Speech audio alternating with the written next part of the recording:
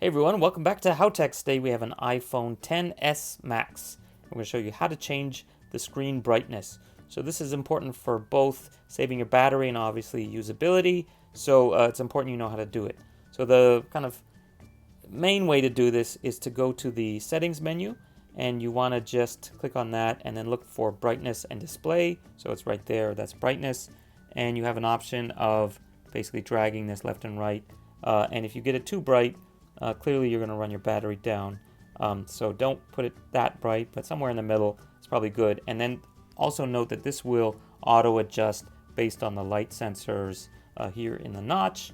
And you can also do true tone color, which will automatically adapt the iPhone display based on the ambient lighting conditions to make colors appear consistent with different environments. So like, for example, if you're under like a blue light, it'll make the other colors a little bit stronger so they don't look washed out, etc. So that's a nice feature that you can just switch on and off there. So that's the sort of fundamental way of doing it. There's actually also a shortcut for that.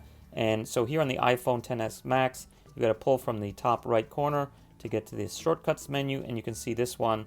So if you just drag this up or down, it does the same thing to adjust the brightness. There's also a kind of zoom in here. So if you push on it with the force screen, you get to this bigger adjustment, and here you have obviously more fine control because it's like a longer bar, and you can adjust it as you want. And there's also these two shortcuts here, so you can switch to night shift mode, which basically makes the colors less blue, so it doesn't keep you up at night, sort of better for your eyes. And then also the true tone you can switch off there as well.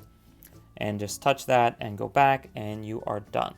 So that's the basics on how you change the brightness on an iPhone XS Max, and also basically the same on the XS, and very similar to how you did it on the 10. So if you have any questions, please leave a comment below. Do consider subscribing and give us a thumbs up, and definitely check out our other videos for the Apple iPhone XS and XS Max. Okay, see you guys next time. Bye. Today we have an iPhone XS Max.